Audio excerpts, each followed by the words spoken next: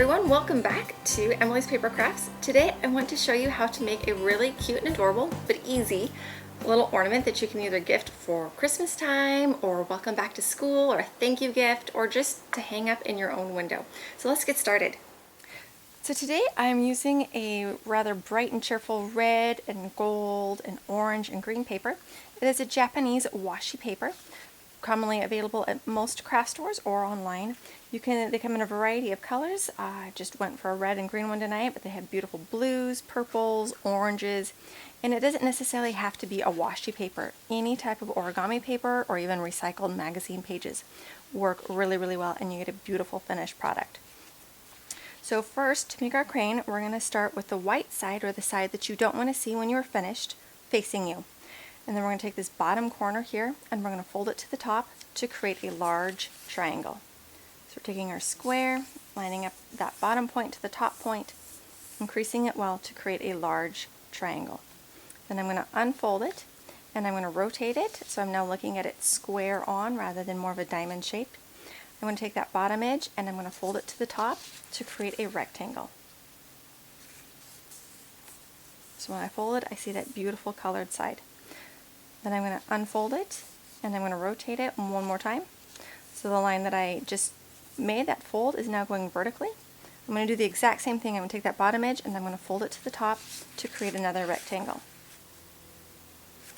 And once we've done this fold, it's going to be kind of hard to see on that white background here, but I have a great big X and one diagonal line.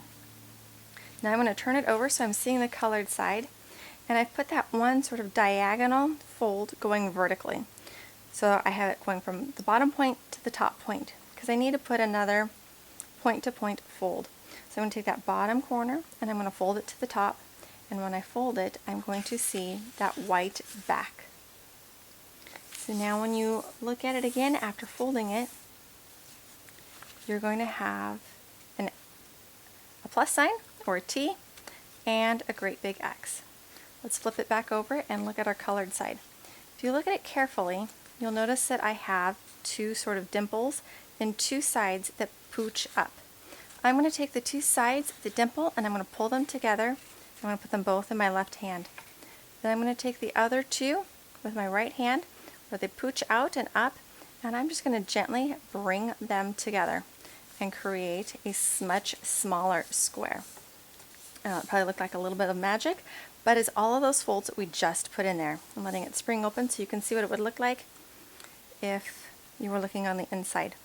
Plus, in this step, we need to have it all open facing us and that single fold pointing away from us for our next few steps. I am now going to take this first layer of 2 pages, or 2 layers of paper here, and I'm going to take this edge and I'm going to line it up so it meets that vertical crease line. So I'm taking this bottom edge where it's open down there at the points, and I'm folding it over to that center vertical line. I'm going to do the same thing on the other side. I'm going to take this edge and fold it in to that vertical crease line. I call it making a kite shape. That shape will be a little bit more obvious once we do the other side. So now we're going to flip it over and we're going to do those folds again on this side. So taking that bottom edge and folding it to that center crease line. We're going to crease it well, so that bottom edge, folding it into that vertical crease. Alright, so now I have what I call a kite shape, because it kind of looks like a kite, or some people like calling it an ice cream cone. So we have our ice cream cone, and then we have a nice generous scoop of ice cream at the top. So next we're going to fold down our ice cream so it comes down towards us, right, and folds right over that edge.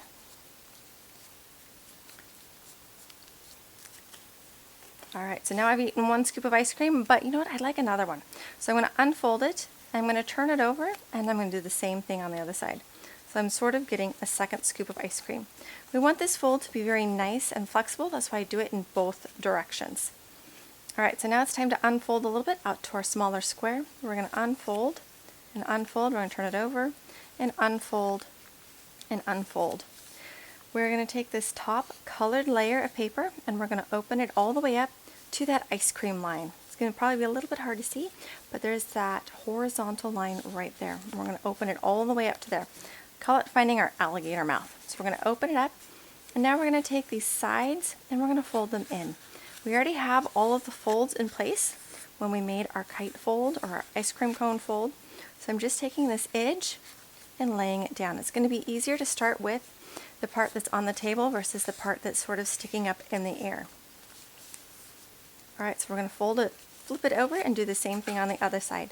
So we're going to take this top layer of paper and open it up to that horizontal ice cream layer. So then again, I'm going to fold over my edges. I always start at the bottom because that crease is going in the same direction that I want it to, whereas on the top, it's going in the opposite direction. So that's why it's a little bit trickier if you're wanting to start at the top and fold down towards you. Okay, so now just to make sure you've got your paper aligned the same way that I do, I call it walking feet. So you want to have your walking feet pointing towards you, and then these two big flaps here are going to be our wings. Those need to be pointing away from you. We're going to take this top layer of paper and we're going to fold this edge to that center space. I call it a space rather than a fold because that's where the edge of our sort of our leg is. And we're going to do the same thing over here. We're going to take that edge and fold it into that center. It's very much like when we did the kite fold a couple of steps back. We're going to flip it over and we're going to do the same thing here on the back side. Taking that edge and folding it in toward the center. Taking the edge and folding it into the center.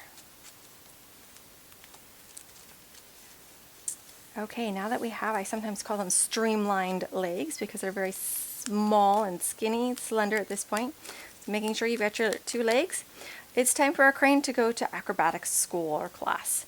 We need to teach our crane how to do the splits. So I'm going to make my little walking leg here go all the way up to where it meets and it won't go up any further.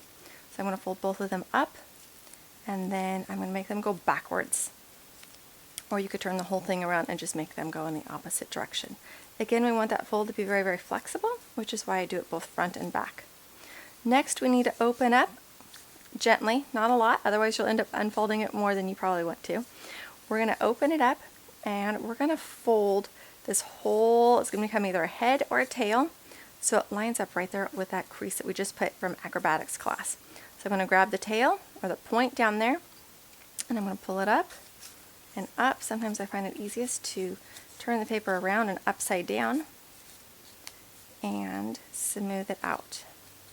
Invariably, I always have one of these look really, really well and one terrible. We'll talk about that more in a second. So we're going to do the same thing on this side. We're going to open it up a little bit more. And remember, we're going to fold it up at that point.